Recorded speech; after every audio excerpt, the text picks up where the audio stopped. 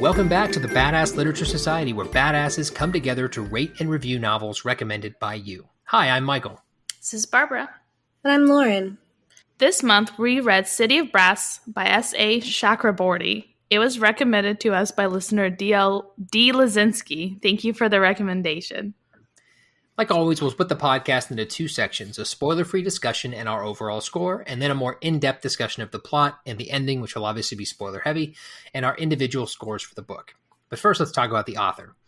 S.A. Chakraborty is the author of the critically acclaimed and internationally best-selling The Daevabad trilogy, of which City of Brass is the first one. Her work has been translated into over a dozen languages and nominated for the Locus, World Fantasy, Crawford, and Astounding Awards. When not buried in books about 13th century con artists and Abbasid political intrigue, she enjoys hiking, knitting, and recreating unnecessarily complicated medieval meals. She likes to talk about history, politics, and Islamic art. She currently lives in New Jersey with her husband, daughter, and an ever-increasing number of cats. And now Barbara is going to give us some details about the book. Right, so the book was originally published on November 14th, 2017. It is considered fantasy, and it is 533 pages. It currently has a 4.1 out of 5 on Goodreads, a 4.6 on Amazon, and a 4.8 on Barnes & Nobles, which are all very high scores.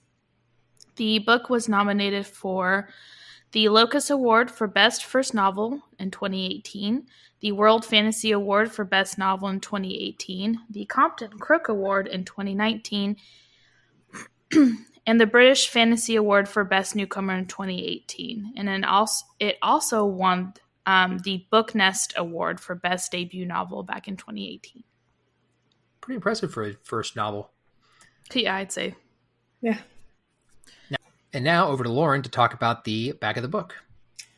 Yes, so the back cover says as follows. Nari has never believed in magic. Certainly she has power. On the streets of 18th century Cairo, she's a con woman of unsurpassed talent.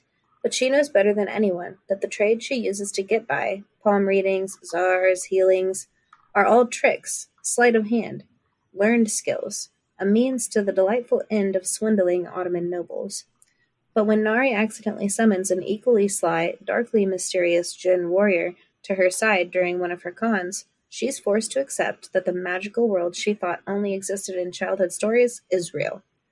For the warrior tells her a new tale, across hot, windswept sands teeming with creatures of fire and rivers where the mythical Merid sleep, past ruins of once magnificent human metropolises and mountains where the circling hawks are not what they seem, lies Daevabad, the legendary city of brass, a city to which Nari is irrevocably bound.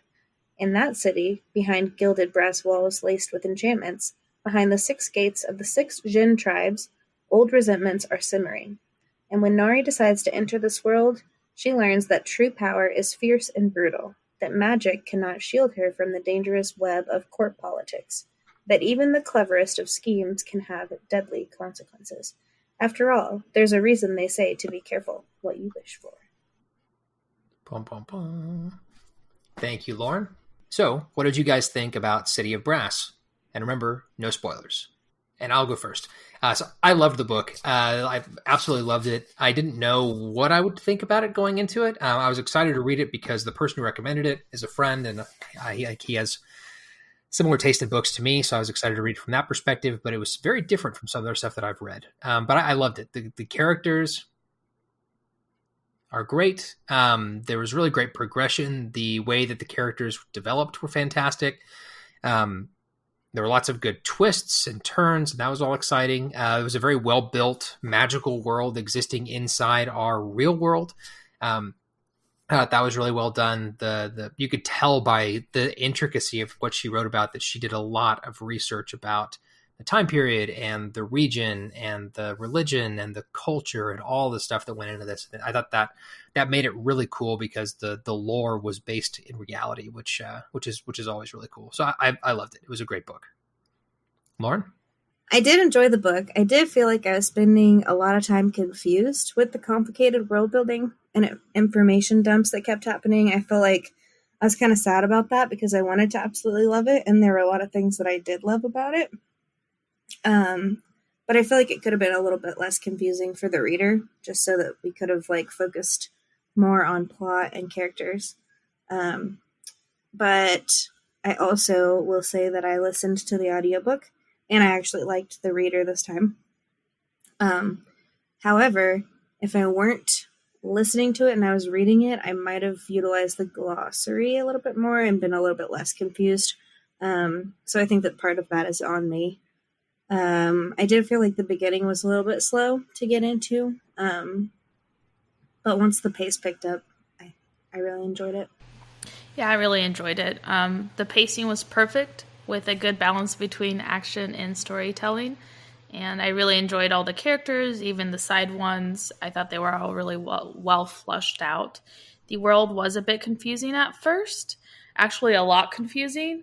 I think this was the first time I had issues picking up on all the different things, to the point where I was a little, I don't know. I think I was like not drawn to that at the beginning, but it gets better. And it actually, there's one scene in particular where a character kind of explains it. And then after that happened, it clicked. And luckily that it doesn't happen like super early, but decently early on. And the setting and the lore that it was based on, I thought was really interesting. And you can tell the author is very, very knowledgeable, and did her research. And I believe she actually studied this in college. So that makes sense. Yeah, I think you're right about that she did study in college.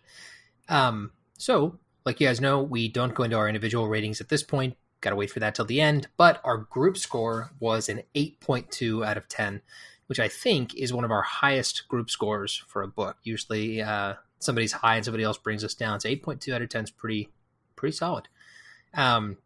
Would you guys recommend this book? I'm going to let Barbara answer first on this one.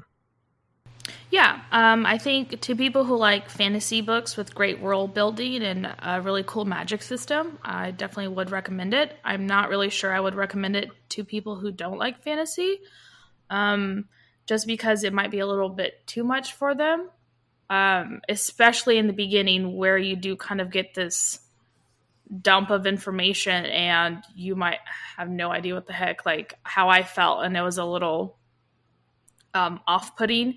So I feel like if you don't like fantasy, that might be a hindrance. But if you keep up with it after you get that scene that I described earlier, you might enjoy it. But I'm not sure it's for everyone, especially people who don't enjoy fantasy on a normal basis.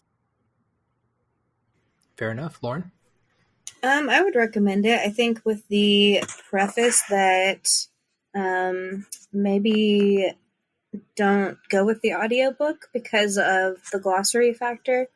Because I feel like that would have made my reading experience a little bit different. Now, as our people who regularly listen know, audiobooks are easier for me because I have a 7-month-old. And so physically reading can be harder to find time to do. But I think if I were to recommend it to somebody, I would say get the physical book, or I guess you guys did the Kindle, right? Yeah, we did. Or the Kindle version would have that would probably be easy to flip back and forth to the glossary. And I think that for those of us who maybe aren't, because I know I'm not as into the fantasy diehard as Barbara and Michael are, and that would have probably made my experience a little bit less frustrating. But I would recommend it on the whole. So I, unsurprisingly, also would recommend the book. The only difference I'll say is I think that I would recommend this to people who don't like fantasy too. I think that, in the sense that like it isn't as tropey or traditional fantasy as some other stuff. So like, for example, if you told me you hate fantasy, I'm not going to tell you to read Lord of the Rings because that's fantasy through and through. It's dwarves, it's elves, it's crazy things happening. I think there's a lot of people who would tell you they don't enjoy fantasy like that, but did enjoy the movie Aladdin. And the movie Aladdin takes place in the same part of the world. It has a genie in it. It's got magic in it, albeit it's nowhere near as deep as this book, and they're totally different. But I feel like but anyway, what I was saying is that I think that this book has more of a broad appeal than traditional fantasy would have. And so because of that, I think I would recommend it to more people. But to answer the question, yes, I would absolutely recommend the book. It was fantastic. So I agree with you on that sense because it doesn't have tropey stuff and like dragons or, knights and shining armor, that stuff. But what would you say for people who might get confused during that beginning with all the tribes and stuff like that? Because for sure, this was the first book I've ever had to flip back to the glossary because I was utterly confused in the beginning. So for that, I would tell people kind of what Lauren did. Like, don't do the audiobook because that's going to be a problem. Or if you do the audiobook, go to the author's website where she has all of that stuff available as well. But if you have a physical copy of the book, especially, I think it'd actually be easier with the physical copy than our Kindle copies. But what helped me a lot, yes, the glossary was very helpful. But to be honest, what was super helpful to understand the tribes and get that like ingrained was the maps that she included. Both the map of the region where you can see like where those people hail from, and then also the map of the city of Daevabad, which is where the book mostly takes place. Or I guess the second half of the book mostly takes place. And that was helpful for me to kind of lock in those tribal names, and the global map was helpful to get an idea of their origins, and I kind of remembered it that way. So looking at the map, at least for me, was helpful for remembering that stuff. So for those of you leaving us now, don't forget to give us a rating if you like our podcast. Really appreciate that if you guys would, if you like it, either on Apple Podcasts, Spotify, wherever you're listening. Anywhere you give us a rating would be super helpful, and a review is even better. Also follow us on Facebook and Instagram. In both places, our handle is @BadassLitPod. We'd love to hear from you. If you got a book you want us to read, let us know. If you're an author who has a new book they're trying to get out there, send it to us. We're happy to do that as well. And on that note, now for a short preview from Lauren of our next episode. Yes, next month we are reading Dear Monica by Samuel Davell, or Devell, I'm not sure, which was sent to us by the author. Here's the preview. What do you do when the one and only love of your life leaves you? That is the exact position that Charlie finds himself in when Monica leaves him. At the advice of his therapist, Charlie starts to write Monica, chronicling their relationship and his battles with depression, alcoholism, and acceptance. Does Charlie ever accept Monica's leaving? Will he be able to remember who he was before? In this deep dive into mental health, will Charlie be able to pull himself out of the black hole he has dug himself? Join Charlie as he gets extremely personal and detailed about what's really happening under the surface as he writes his lover, the only person he would ever talk to like this, his world. Thank you, Lauren. Remember, the second part of our podcast is an in-depth look at the book. So if you do want to read this one, stop listening now and come back when you're done. Seriously, lots of spoilers are going to be discussed in the second half. Lots of twists and turns in this one. So if you do want to listen to it or read it, stop listening now.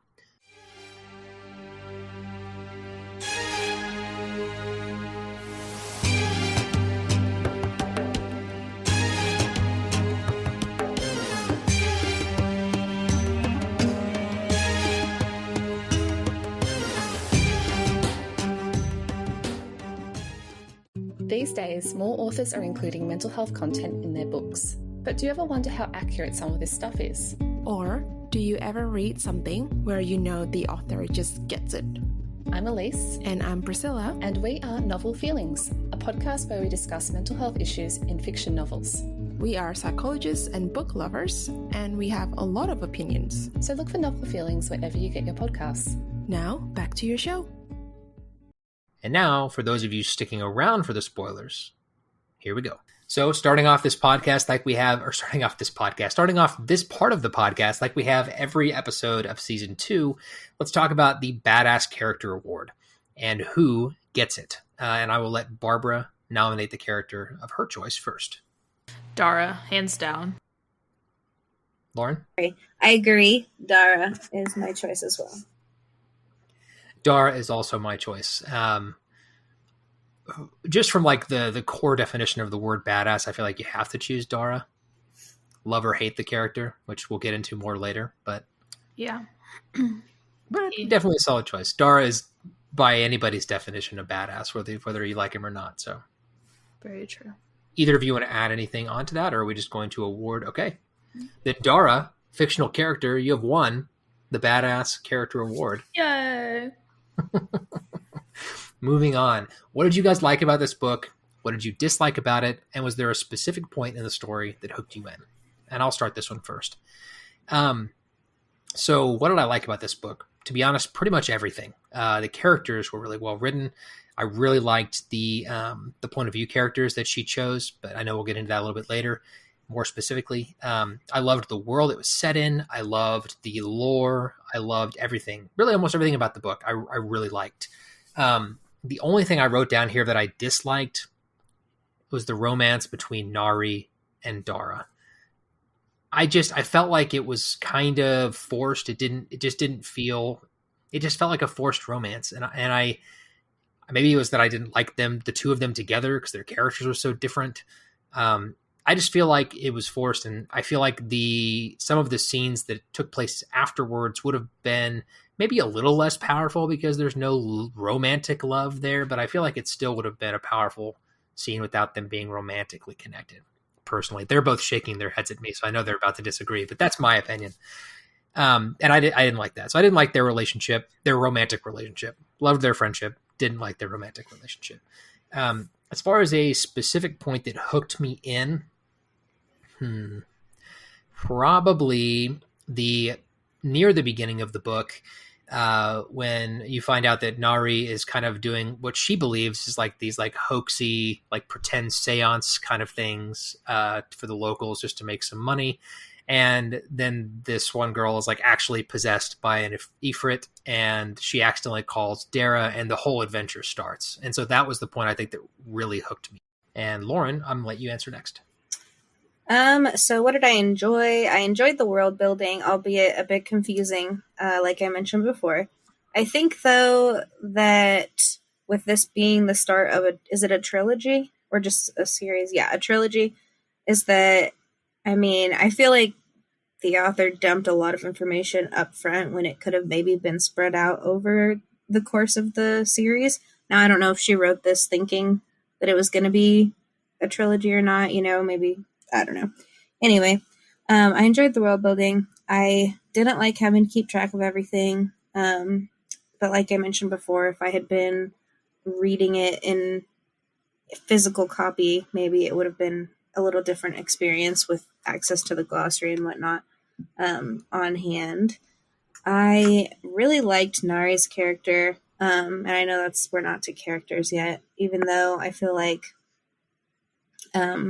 there are some traits that maybe were less desirable. I'm with Michael, though, as far as what hooked me. I liked the part in the beginning towards the beginning, when she accidentally summons this ghoul, I think she called him, when she was doing her thing, and just that whole scene was kind of what drew me in a little bit more. And then I would say that I didn't really get super into it, though, until they actually arrived in Daevabad, like around that kind of section. So I was hooked from the beginning of the book. I really enjoyed Nari's introductory chapter where she was swindling the rich sultan guy. I thought that was kind of funny. Especially because you get a little hint of the magic that she can sense. Like, she knew that she was swindling the brother, but the other brother, who didn't believe in her at all, had an actual ailment, and I believe it could have been the lungs, I think it was, or something like that. So I thought that was really interesting. So she like gave me a little dabble of magic system, and I was like, yes, more. But definitely that scene where she is like trying to dispel what that girl had and was doing the dance, and then she accidentally did summon the Ifrit. That was really interesting. Question, how do you say Ifrit? How does the audio? So the audio says Ifrit. Okay, so that's how I used to pronounce it. It was Ifrit. And then I Googled it, YouTubed it, and it was like Ifrit. And I'm like, okay, well, apparently I've been saying this wrong, so it's Ifrit. Cool. I will go back to saying Ifrit. So anyways, I really enjoyed all the characters because I feel like they all had flaws.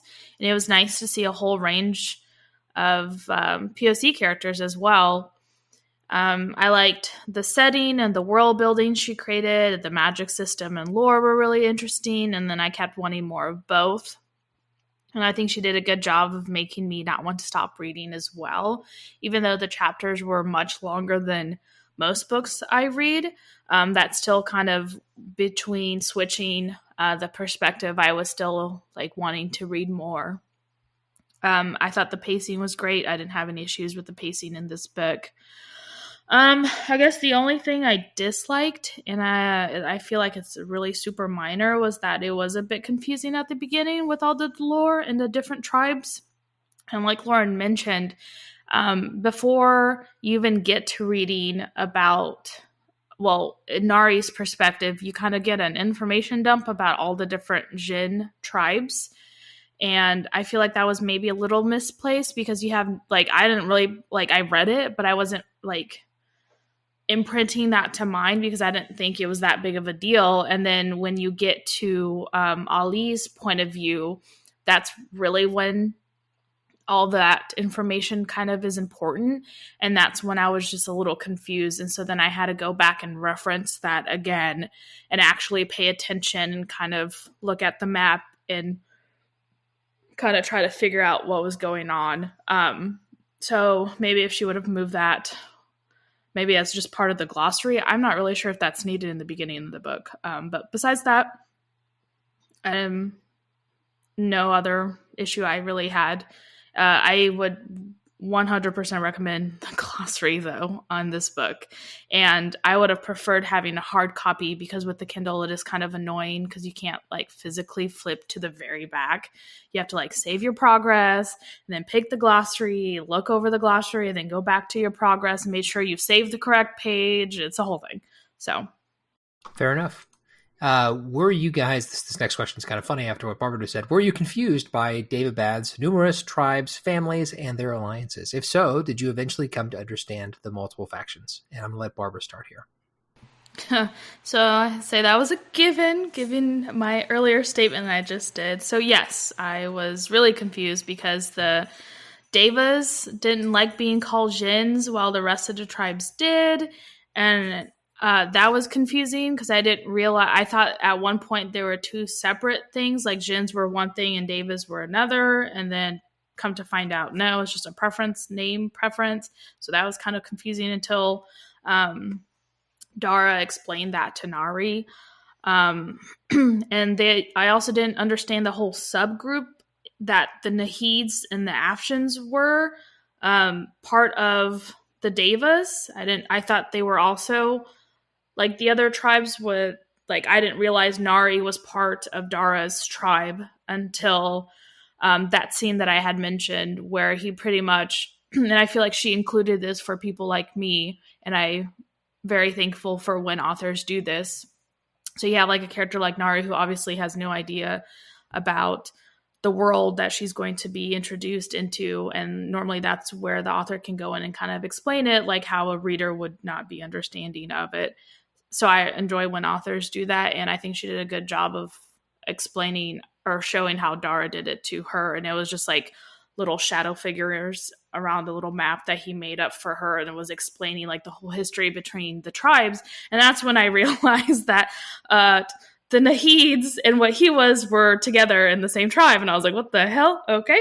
So yeah, for sure, definitely really confusing. But after that whole scene happened and I reread the glossary and kind of kept going back to the glossary, and I was confused on certain words as well, I had no idea what they were, to like paint a better picture in my mind. I understood the system better, and then that wasn't an issue anymore for me. Lauren, what about you? Like I said a couple times already, I feel like it was pretty confusing. It was a lot to keep track of, and it was just a lot of technical stuff, like Barbara was saying, where like I also thought that the Devas and the Jins were like totally different.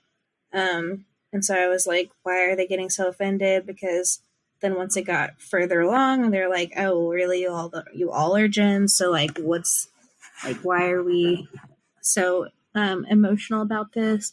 So I think that there were just a lot of, I think fantasy authors do this a lot, I've found, because I've been reading more fantasy with you guys, since that seems to be what always gets chosen. So I think our two listeners do that just to spite you now. They do.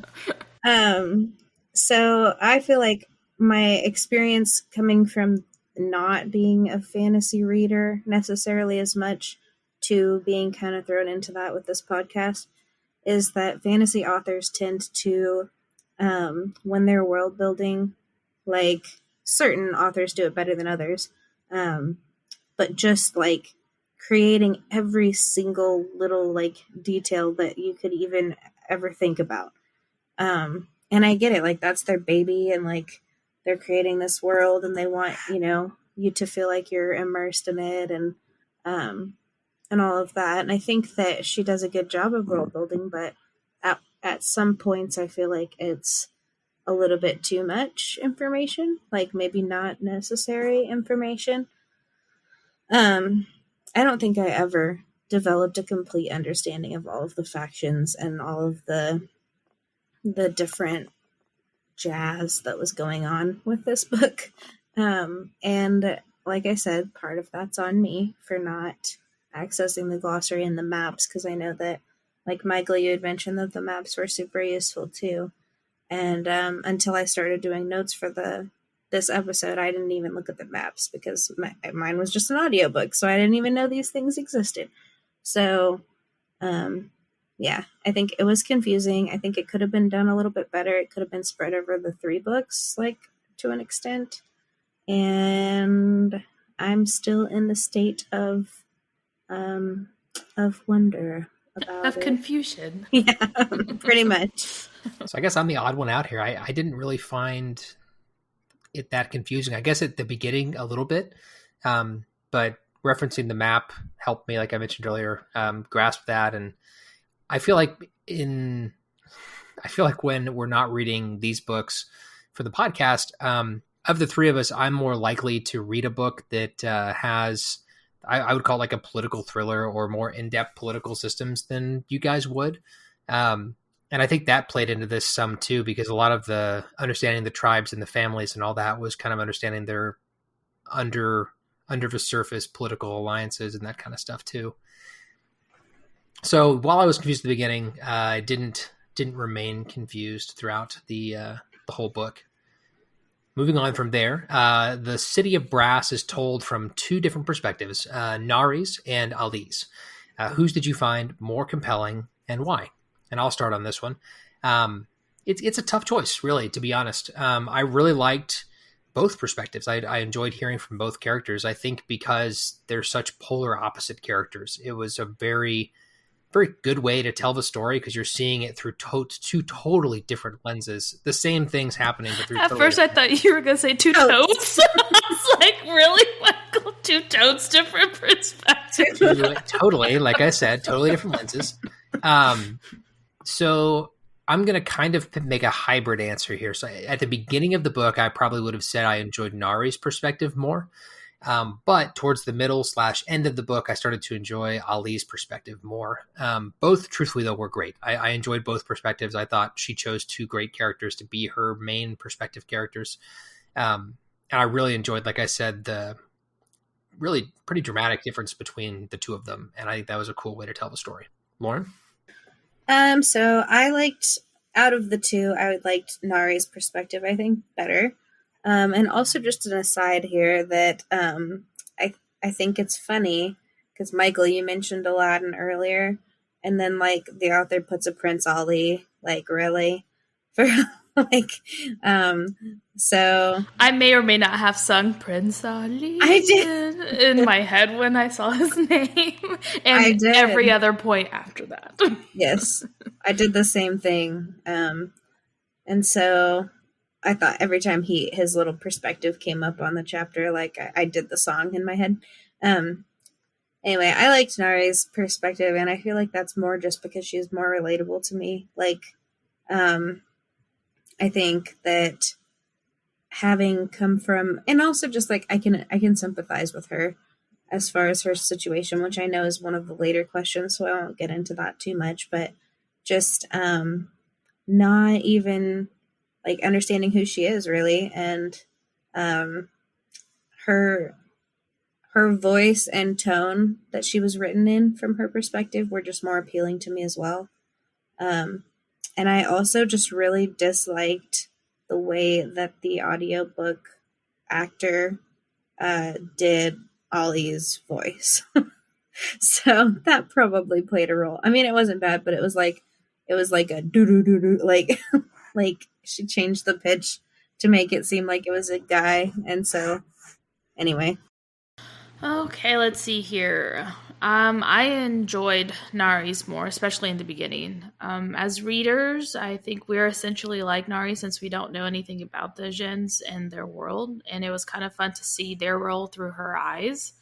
I felt like Ali was a bit tropey for me in the beginning, being like the youngest prince that doesn't believe in his family's way of ruling, and he has like no claim to the throne and all that stuff, and he tries to secretly undermine his family and go against what they want. Wanted to like defy his father's orders and all that stuff. I also didn't like how self-righteous he was, and that kind of bothered me in the beginning, where he thought he was right and no one else was. But towards the end, I actually enjoyed more of his perspective because I feel like he did a little bit more of some growing up. I'm sure he probably has a lot growing up. He probably will towards the other two books. So I'm looking forward to that. But I did enjoy, especially when him and Nari actually started interacting. I enjoyed their interaction a lot, and I feel like she made him a little less pompous and self-righteous. So I definitely enjoyed his point of view towards the end of the book more. Nari struggles with her magic, her heritage, and with finding her path once she is brought to Daevabad. Did you sympathize with her struggles? How does her view of her gifts and herself change as the story progresses? I'm going to let Barbara start on this one. So I definitely sympathized with her struggles. She went from not realizing she was magical, but being very self-assured in her own abilities as a con artist, to being thrust into this world where she's practically seen as, I wouldn't say like a god, but like this above all the other tribes and people because of being a Nahid. But also not having any grasp of her own magic ability, her own magic and her abilities. And you can see how that self-doubt just started to creep in on her, where she went from like completely self-assured to not even trusting in herself and her abilities anymore. And I think she finally starts maybe gaining a little bit more of her confidence when Ali starts helping her with her magic and realizing that to do her magic, she's not tied to obviously how they are with their Jin background, but with her human background. And so she has to use like the tongue that she grew up with listening to conjure up the magic. So I'm really excited to see what more she can do, because we didn't get to see much of her abilities yet. Lauren, what about you? I definitely sympathize with her struggles and finding out who she was. And here I have to, of course, plug the Harry Potter connection in this book. You're a healer, Nari, in a Hagrid voice. Because she had that experience, like she did. You're a Jin. You're a Jin. You're a Nahid. You pick. It's all the same. Exactly. It's all the same, depending on who you ask. But I had that thought when I was listening to that section about the fact that, like, you know, she's just a boy living under the stairs who doesn't know she's a Jin. So anyway, I definitely sympathize with her struggles. I think, like Barbara said, that she was super confident in her abilities for her smuggling or con artistry, and then kind of got thrown into this world that she knows nothing about. And so I think that, you know, it wasn't really until later, I feel like the first time that I noticed her, like, experimenting with her powers was whenever she thought he was dead, right? They're like going to Daevabad, and when the bird like eats him, the bird, and he like cuts him off from the outside of the bird. Yeah. And she's like, he doesn't have a pulse. It's like when she finds out that he's technically, we're in the spoiler section, right? Yeah. That He did. that he really is dead, like in between, in this magical in between place. But anyway, like that was the first time that she really was like, okay, like I can do this magic thing. Like, let me put my hands on you. And like, I feel like, but up until that point, she was just kind of like, I don't know, like lost in kind of just floating along with what everybody else was doing. But that's just my point of view. Will we make it through a single episode without a Harry Potter reference? No. No, the answer is no. Anyway, so yeah, I did sympathize with Nari. She was totally uprooted from her life in Cairo, planted in a new place, in a totally new class too. Like she went from being a con artist who lived modestly on the street to living in a palace with like all the riches and things and stuff she wasn't used to. So I mean, it is a huge culture shock, I think, for her. And she finds out that she's way more powerful than she thought. Like she thought she was just like this, like, oh, I can somehow heal these humans and I can detect when they're sick. And it turns out she's way more powerful than that. But she really struggles to grasp it and gets frustrated. And I think we can all empathize with that when, like, you can do something, but you just can't quite get it. And so that was definitely something I empathized with her as well. Just the frustration. But I do think she gets more and more confident in her abilities as the book goes on. Sometimes with the help of Ali, which like there's that one scene I love where they're like in the library and he's teaching her how to conjure fire in her hand. And then he has a thought inside his head, which is, great, Ali, just teach your mortal enemy how to conjure fire in her hand. I'm sure this will end well. It's like some of his internal monologue was pretty entertaining. That was one that stuck with me. But yeah, moving on to the next question. Dara is a character who contains many layers and whose past is filled with question marks. Were you surprised when you learned of his dark history as a warrior? Do you feel his relationship with Nari could have survived those revelations? And I'll start on this one. Yes and no. So I wasn't surprised about some of it because he was a really, like, the slavery part of that they talked about was lended to some pretty dark stuff that he had to do. But it was easier to understand too when he described being forced into like this stuff that he had to do. Like these masters were forcing him to kill people, and there's some sympathy required there when he can't control it. But later in the book, you learn that a lot of it was actually his choice, and he's a pretty brutal dude on his own. Like he's very one-track minded. He's killed hundreds, if not thousands, of people without being under anybody's control or being a slave to anybody. So once you figure out that part of it, it was hard to see him exactly the same as before, because I think that that air of sympathy you have for his time as a slave, being forced to do all these things, and there's like the thing where you're like, oh man, it's really great that he can't remember that, because that's what ends up breaking a lot of these devas.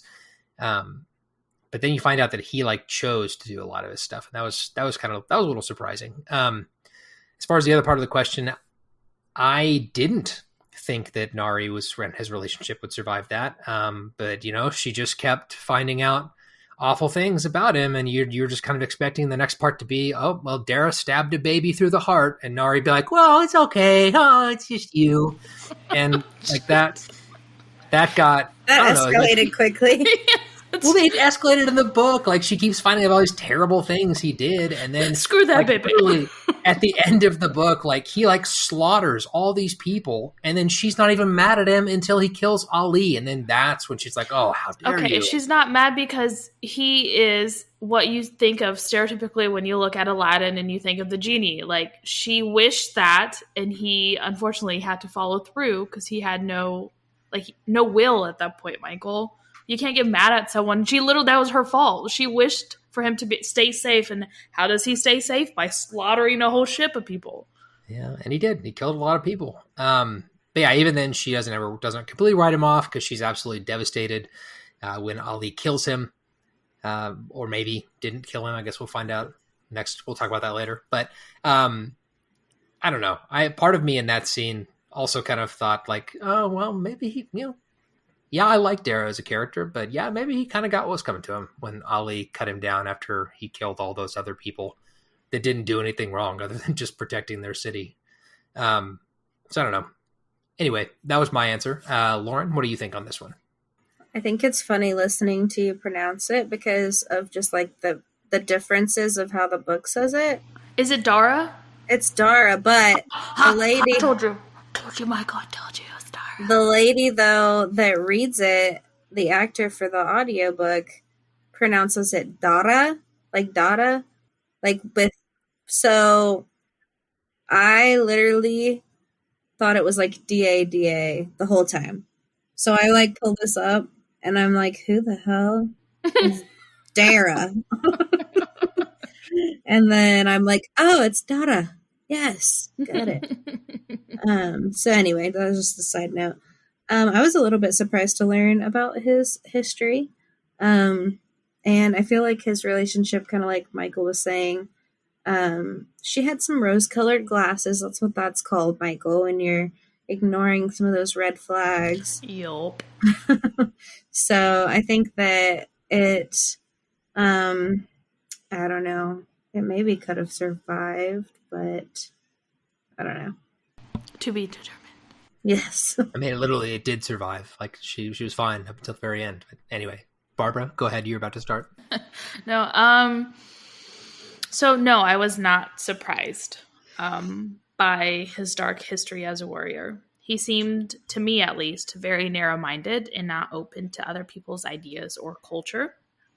I feel like he was so dead set in his way, and that his way is the only way, and it wasn't shocking to me whatsoever that he followed orders without even like second guessing those orders before he was a slave, because we find out that he slaughtered pretty much a whole like section of one of the tribes. Once again, I don't quite understand the tribes and stuff like that. It was like a part of the tribes that, you know, gave them goods and stuff like that. And the Nahid in their order told him to go and slaughter all of them because they were fornicating with the Shafit, which is not okay in the Nahid's eyes. And so they just ordered him to mass murder this whole small town, and he did it without even second guessing it, because that's kind of how he was. So it wasn't surprising to me when I found that out, because he kind of was already that when you meet him. Like, when he learns that Nari is a Shafit, like, he pretty much hates her for the fact that she is something and she can't change that. So not shocking to me. At least I didn't think so. As far as, do I feel their relationship could have survived those? It's hard to say. I feel like Nari forgave him for a lot of things, and I was surprised that she kept forgiving him for all that and kind of giving him the benefit of the doubt even after learning everything. And like Michael mentioned, that it took up until he hurt Ali, which was her only other friend that she had, for her to be like, okay, you know what, like, this is not okay. If you do this, and I'm pretty sure she even told them, like, if you do this, I will never forgive you. But I think let's clarify, not hurt. She was fine when he broke Ali's wrist. She thought he killed him. That was when she got mad. No, it was when Dara is in her room and Dara and Ali are fighting in the hospital room and stuff like that, and Dara's pretty much, okay, like, we have to take him now that he knows that we're leaving. And she said, like, if you do this, I won't ever forgive you. And he's like, I'm still doing it anyway. So it was at that point. So he hadn't killed Ali just yet. It wasn't that scene yet.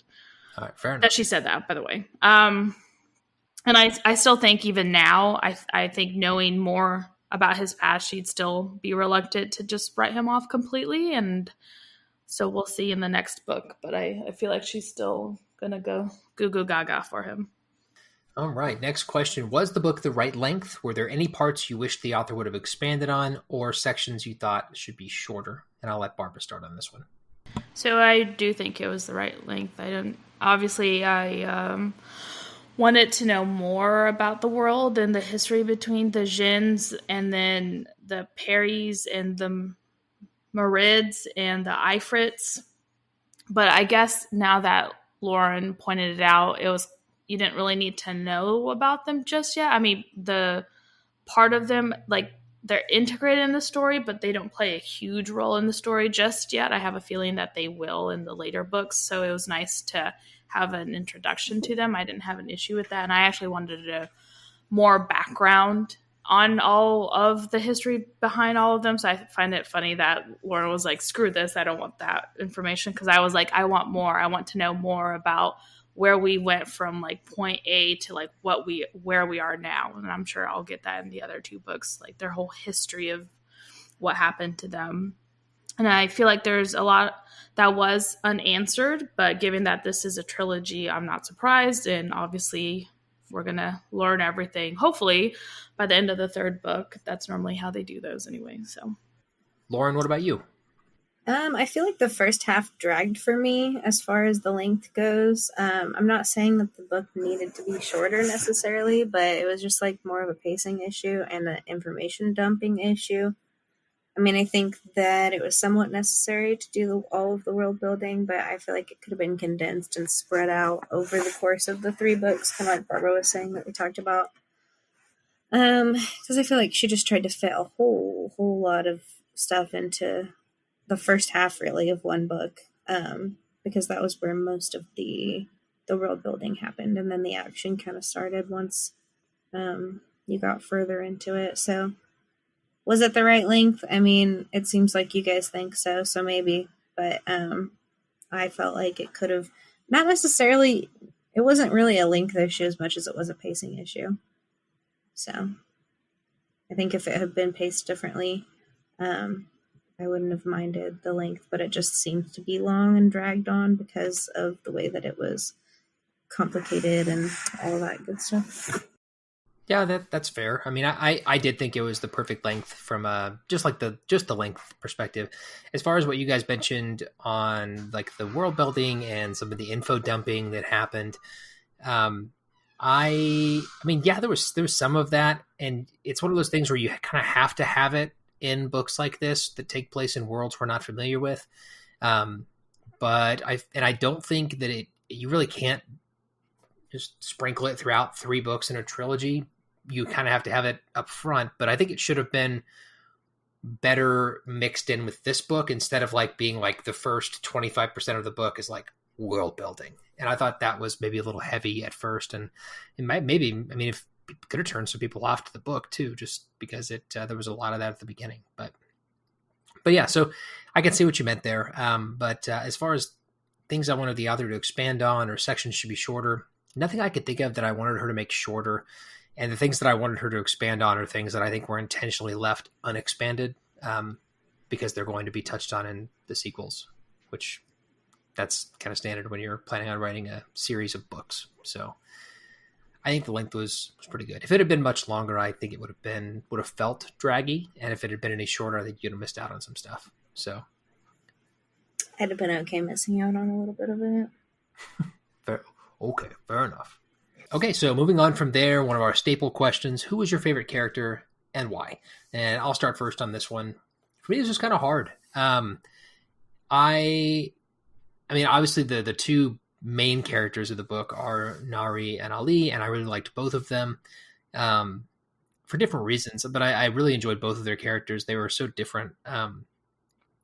Like I wrote in my notes, if you put a gun to my head and just said like you have to pick a character, I would probably pick Nari because I was more interested in her arc for longer. Crappy romance aside, I really enjoyed her character, so she'd probably be my pick for favorite. What about you, Lauren? I feel like it's great that we're going to read a romance next because you're such a fan of the romance genre and just anything in that regard. Also, if anybody's holding a gun to your head to make you pick a character, I feel like that's a pretty intense situation. But I would choose Nari as well. I feel like she's more relatable, and I enjoyed watching her kind of coming-of-age journey from, you're a healer, Nari, to Nari, the Jinn goddess. Yeah, I think we're going batting 3 for 3 again. I really liked Nari. She was my favorite character. I liked how she was strong and capable and not weak-mannered, but still vulnerable. And was okay with showing her vulnerable side as well. I also like that she was a flawed character, and I really enjoyed how all the characters were flawed characters, because I feel like sometimes you get like these perfect characters that don't have flaws, and it's just really unrelatable. And so it was nice to see that all of her main characters and even her side characters, like they weren't these like picture perfect people. So, and I also obviously enjoyed reading about her journey, and I look forward to seeing how she grows also as you're a healer, Nari. You guys are ridiculous. No, we're not. Moving on to the next question. Were you familiar with any of the folklore S.A. Chakraborty drew upon in creating the world of the Jinn? If so, which elements, and what was your favorite aspect of the world that she created? And we'll let Barbara go first here.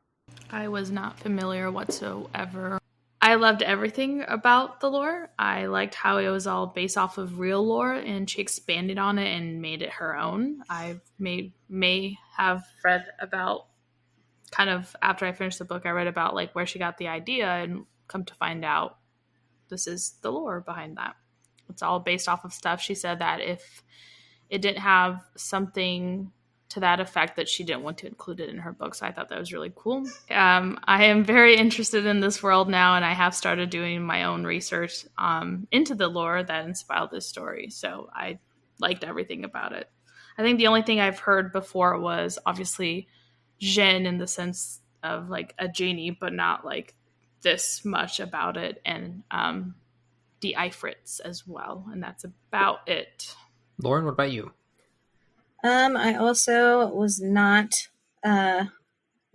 privy to any of the information beforehand. I did think it was interesting, and I enjoyed the Middle Eastern inspiration, because I feel like it's an underrepresented population / I feel like books just aren't written from that perspective very often. So I like that. So I'm going to echo the other two of you guys. I also didn't know a whole lot about the folklore she referenced here. I did love the connections that she made to the real world Middle East. I loved learning after that she based all of this stuff in real mythology and real lore from the region, which I thought was really cool. And the city that she based like half the story in Davidabad. So yeah, I really did enjoy it. I didn't know a lot about it before. Like Barbara said, I'm also excited to read some more about it. If you read the book and you want to do that as well, if you go to the author's website, she actually has a reading list there that kind of references a lot of the books that she read to get the background for this book. And I actually added a couple of those to my reading list that sounded interesting. So if you're into nonfiction and you want to learn a bit about the lore, definitely check that out. So let's see. Moving on to our next question. So this is a new segment for us on the Badass Literature Society. We actually got a discussion question from the person who recommended the book. Yay! So this question was asked to us by David, and he wanted us to talk about, should a reader read into the plot and apply it to our world, specifically the relationship between the Devas and the other tribes? Is this simply a good story, or is it an allegory for current events? And in this case, I'll answer first. And so I think I do that like subconsciously in all books that I read. Like I think that if there's a connection that can be made to the real world, I see that and kind of think about it. And so in this book, there's definitely some connection that can be made, and specifically the part that he mentioned about the Devas and the other tribes. The Devas are, it's kind of a situation where like they're generally accepted in society, but they're seen as like lesser Jinn, lesser people in this world by pretty much everybody, even the Gaziri and the Al-Qatani royalty. I mean, they would like come out and say that, but you could tell that was kind of like the undertone. And so when David asked that part of the question, it kind of made me, I guess the allegory that I would make to current events would be like to the stuff going on with Black Lives Matter. And if you look at like compare the Devas to them and the rest of the world to the rest of the Jinn tribes, Like obviously, like our president would never come out and say like, oh, I hate Black Lives Matter, unless you're our former president. But anyway, wouldn't say that. But like I don't know. It just there's that's the only really like big allegory I can make to current events. And I appreciated the question because it made me really think about that and make the connections. So yeah, that's my take on that. What do you think, Lauren? I would agree with you about the fact that I always tend to do that while I'm reading any book, as far as try and apply the plot or things that are going on in the book in the real world. And then I also have a constant undercurrent of applying the plot to Harry Potter as well. So that's... so it's like, how does this relate to the real world and current politics? And also, can I make a parallel to the Potter world? So I can make a reference in the podcast. Exactly.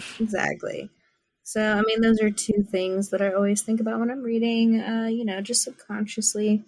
I agree with you, Michael, as far as the fact that it could kind of parallel with Black Lives Matter. And I mean, I don't think that it's simply just a good story. I think that there's always going to be undercurrents of real events and real issues. And I think that, I mean, I don't know of a book that I've read that I can think of off the top of my head that like I couldn't draw some kind of parallel to for real world issues. So even like children's books that I would read to like my child have things that you can draw upon in them. So Barbara, what about you? Yeah, I would agree with both of you guys. I would say it would be more between how the Shafites are looked as lesser, because the Devas don't believe in canoodling with humans to make a Shafit. That's like really against their beliefs, and that's what the Nahids are, like they were so against it to the point where that's why they had Dara go and mass murder this whole little village, because they were making more Shafit, essentially.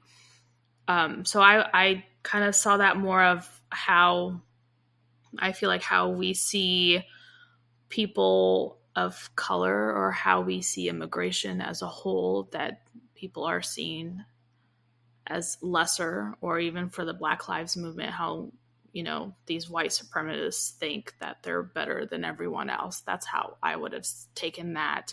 As far as how the current tribe, I don't know if I'm pronouncing it correct, the Giri, is that how? Gaziri. Gaziri is how you pronounce it. Sorry. The Gaziri is how you pronounce that.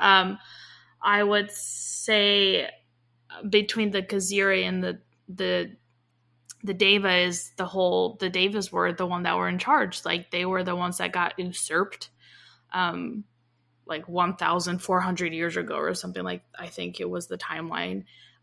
Technically the Nahids were usurped, but they are obviously the Deva tribe. So they were the ones that were in power, and the Gaziri took over. And so I feel like you can feel that the bubbling hatred that they have for the Gazir. Oh God, I cannot pronounce the Gazari. And I feel like it's the same here. Like you can always draw parallels, and I feel like she definitely did that. So good question. Yeah, I thought it was a good question too. Our next question is, did you come away feeling any of the characters were true villains or true heroes, and why or why not? And I'll let Barbara start here on this one. No, and I absolutely loved that she did this. I feel like there weren't any true villains or true heroes. And normally the heroes and the villains are very obvious and very distinct in other books, I feel like. There's a line drawn in the sand, and you know where characters stand in the other books. But in this book, I feel like everyone was towing that line at all times. And depending on whose eyes you were looking through, whose point of view you were getting, the other characters look to be like the villains to them, but then you'd learn new information or get like a different perspective, and then bam, right back to having gray characters. I found that aspect of how she did that to be one of the things I really enjoyed. And I think I even mentioned it to Michael at a point when I was reading and saying that, like, how it was hard to be like, oh, these are the heroes and these are the villains. And I think she did a very good job with that. It just because it makes my brain like work overtime and trying to figure out character motives and where the story is going and where she wants to go with the story. And I love trying to figure that stuff out. I do think King Gaston, is that how he's pronounced? So I do think King Gaston probably toes that line a little more thoroughly than others, in the more towards the evil side and then the good kind. And I think the only one who's more neutral would be Nari, just because she has no, is it horse in that race? Is that the, yeah, buddy, finally got one right.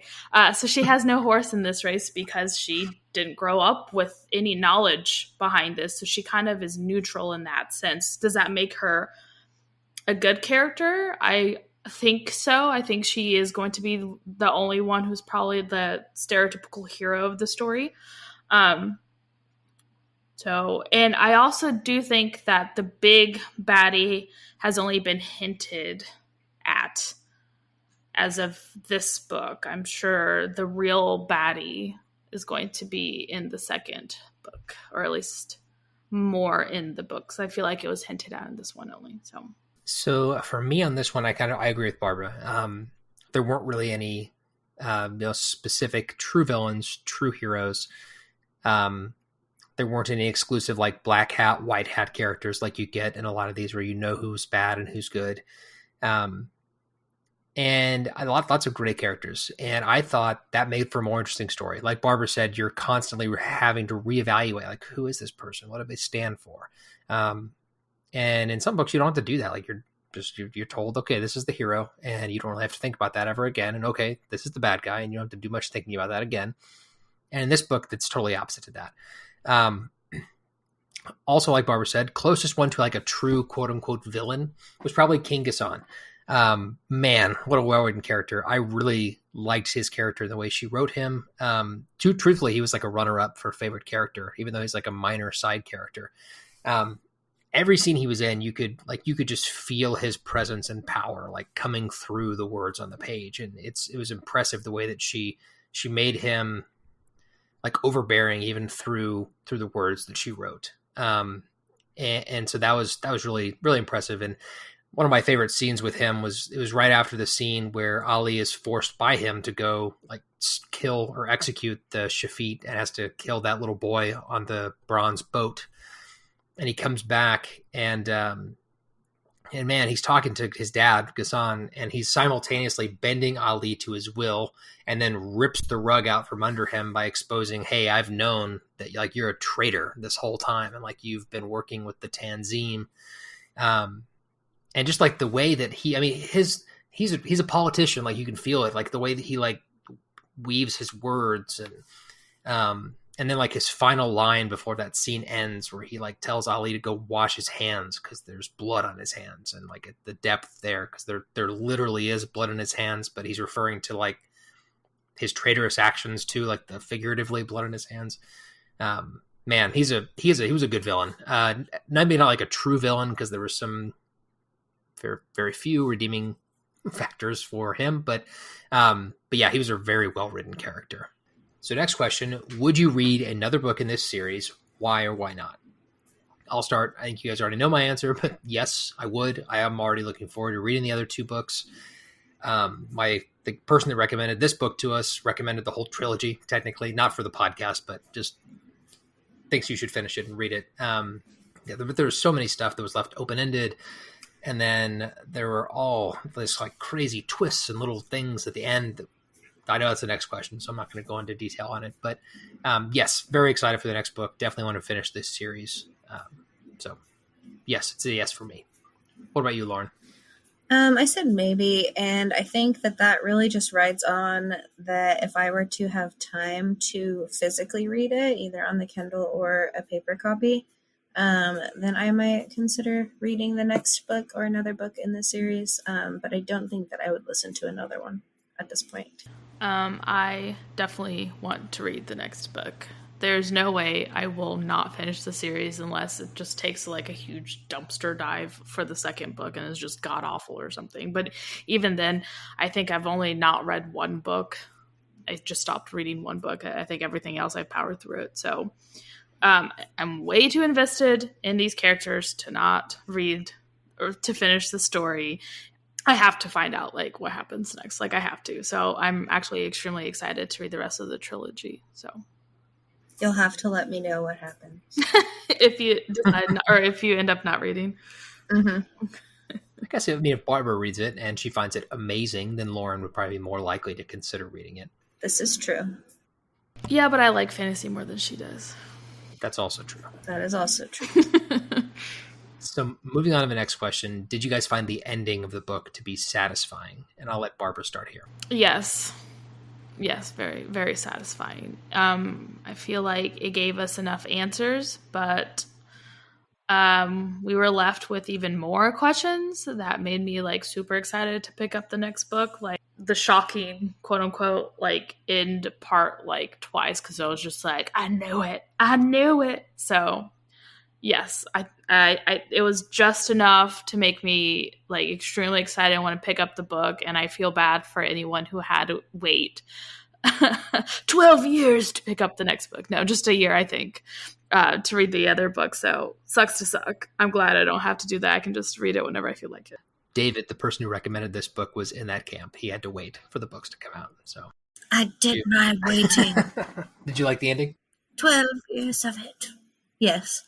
So it definitely makes you curious to read the next book, like Barbara said, leaving some questions unanswered, but I feel like that there were enough questions that were answered that weren't like, you weren't sitting there saying like, what the hell? So I think that was good. And I'm right there with you guys. I thought it was a great ending. It tied up enough knots, but left enough untied and exposed new ones. It was great, like the finale of like a season of a TV show where it's like, oh yes, the end of the story, and it's like, but then, and it's, that's kind of what we got in this book. Like, there were so many little things dropped in the last few pages, and it's just like, what the hell is going on? But yeah, the ending was great, and it definitely made you want to go out and read the next book, like Barbara said too. So now let's get into those big twists at the end. So did any of you guys predict some of these twists at the end? That Jamshid was a Nahid, that his father, the Grand Wazir, Kava, is part of a scheme to overthrow the current regime, or that Nari's mom is still alive and can maybe bring Dara back to life. That's just, and I think all of those things I just mentioned were all in the epilogue. Like that was all in the epilogue of the book. And so it was just like, what the hell? And so much stuff coming out. But my answer to this question is no. No, I did not predict any of that. I did not think any of that was going to happen. I guess I kind of thought that her mom might still be alive after that scene earlier in the book where the Ifrit almost catch her, and then they say that like they're working for her mom. But then like I kind of dismissed it because I thought, the Ifrit would probably say anything to get her to come with them without a struggle. So that was the only thing I guess like sort of predicted, but I would only give myself, if this was a test, I would get half credit for that prediction because I don't feel like I was devoted enough. As far as Jamshid being a Nahid, no, did not predict that. Maybe being Nari's brother, what? No, didn't predict that at all. That was like a huge shock when they're talking like that tattoo on his back the dad's trying to cut off, and then you find out it's like to suppress his healing power, and just like, God, it's crazy. Huge twist. Can't wait to see where that goes in the next book. I really liked his character. He was kind of a minor character in this book. He was the bodyguard for Muntadir, which is Ali's brother. So he was in it, but not in it as much as some of the other characters. Let's see, what else? Oh, and yeah, I mean, if Nari's mom can bring Dara back, fine. But only for the badass action scenes he provides. No romance with Nari, please. Barbara, what do you think here about these crazy end game predictions? Okay, so I definitely knew that Mutadir was in love with Jamsed from their first interaction. That was a given. I feel like that was pretty obvious. Although Michael never picks up on relationships unless they're like physically like making out, and then he's like, oh yes, they're together. Besides that, it's like so stereotypical dude that doesn't pick up on subtle hints that people are in love with each other.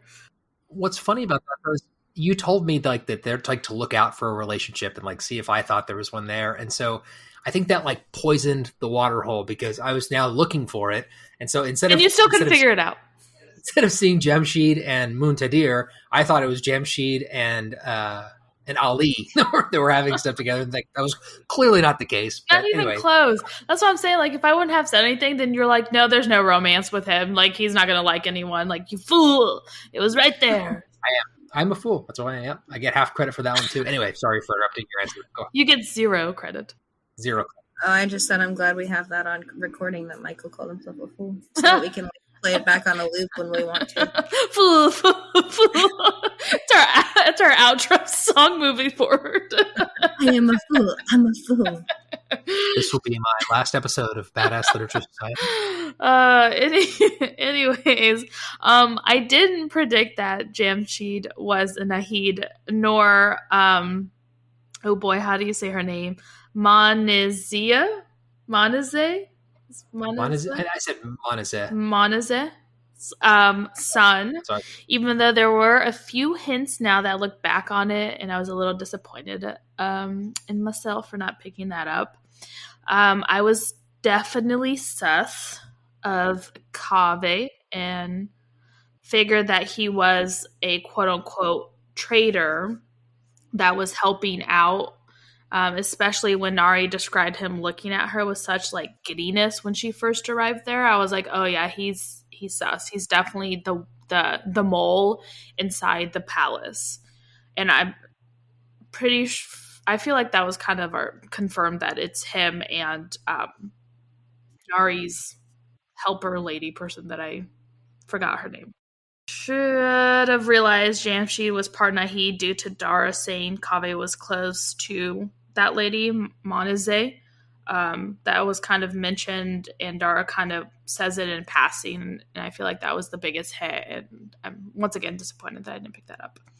I also don't believe that Nari is a full-blooded Jinn, like the king says. I still think that she's Shafit, so that's my thing on that. And yeah, I do think Dara will be back, because Dara, like, you know, he can't just die like that. Like, that can't happen.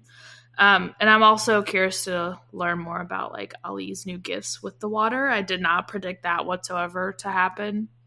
But even though she kind of hinted that he likes and enjoys the water, and he kind of was healed by the water at one point, and so that was a little sus. Lauren, do you have anything to add to this question? Other than the fact that I just learned last week what sus meant from a 4th grader at my work.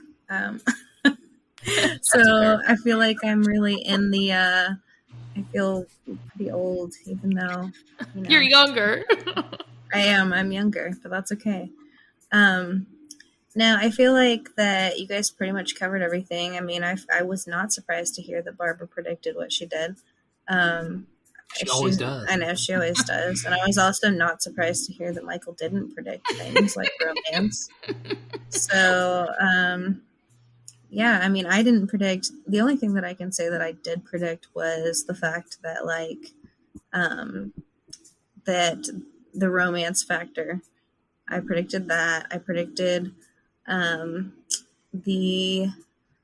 what else was it? I didn't predict much else. I kind of sucked at this one, like I said. Boo. So speaking of predictions, let's talk about predictions for the next book. Yes, the question I was most looking for. Before I let Barbara take over, because I know she wants to, I did forget to mention, I did pick up on the Ali, the water healing him, and thought that was kind of strange. And I am also excited to see if he has like water powers or something now, after what happened at the end where he came out of the boat looking like the character Pirates from of the Pirates of the Caribbean. Caribbean, the second movie, Dead Man's. Oh, Yes. is it Dead Man's? Dead Yes, Man's Tell Dead No Man's Chest. No Tales. Dead Man's Chest. Yeah, that one. Anyway, I wanted to add that. Barbara, let's hear about all of your predictions for what comes next. So you can technically spoil the book because you're always right. So Yes. I'm so excited for this question. So, like I said, I think Nari is a Shafit, and I think King Ghassan lied about her being a full Nahid, but I don't know why. Sus number 1. I haven't drawn up conclusions as to why he's lying about that yet. 2, I don't think Manazeh is Nari's mom. The Ifrit hesitated when he answered her question, and I didn't believe him, so sus number 2. I do believe that Manazeh is alive. This was pretty much all but confirmed at the end, and that she'll bring Dara back because I think she was the one who brought him back in the first place. I think Manazeh is sus 2, so number 3 sus. I think she brought Dara back to bring down the Katani. Katani, is that how you say them? Their last name, Katani? Yeah, Katani. Yep. And Gaziri. Is that right? Yeah, I said it right this time. And the Gaziri rule, and I think she wants to put the Nahids / Deva back in power. I think she wants to overthrow them like they did her family back like thousands of years or 8,000 years ago. She's obviously working with the Ifrit, sus again, who are supposed to be the baddies of the book. But do we think they're the baddies? I don't know. Maybe they're not. Maybe they're not. I also think that there's something going on with the other 2 magical people, the air and water. So, and also I think Ali will have water powers. I 100% believe that he will, because he started showing that already when he made like the infirmary roof fall with water and stuff like that. I feel like that's pretty much confirmed that he's going to have water powers, but I'm curious to know if he got that before or after he turned into a Pirates of the Caribbean 2 creature. I have a lot of predictions, but that's, for now, those are it. So I agree with most of what Barbara said for her predictions. I think that the Ifrit maybe aren't evil. I think that they've been painted in that light by the Al-Qatanis, since they're the rulers. I think like my overarching prediction. What the heck is the Al-Qatanis? Don't you mean the Qatanis? Qatanis, yeah. Al-Qatani. But that's the full name. Sorry, it's the Qatanis. Is it the full name? Yes. Oh, anyway, it's A-L like Hablit and Qatani. It's like your name, yeah. Excuse you. So I think that my overarching prediction will be that in book 2, we're going to see like the equivalent of like the training montage where we're going to get, they're going to reunite Nari with the other Nahid. She's going to learn how to be this super badass healer as well as some other magic powers. What other Maybe Nahid? Her mom, maybe, quote unquote mom. Quote unquote, not her mom. Anyways. Anyway, so that's going to happen. I think Ali maybe is going to meet a Merit who's going to train him, or maybe he'll hook up with his mom's people because they're big water fans and get some training there. So I think that's going to be like the overarching second book. And then the third book, I imagine, will be like them attempting to or successfully overthrowing the Qatanis and taking back David. I'm excited to read the books. I really enjoy them. I hate you. Anyway, those are my predictions. Yeah, so that's what I think. Lauren, did you have any predictions for the next book? No. I assume not, since you wrote. She said the only word that are in the notes. No. I love predicting stuff so I can go back and see how utterly wrong I was.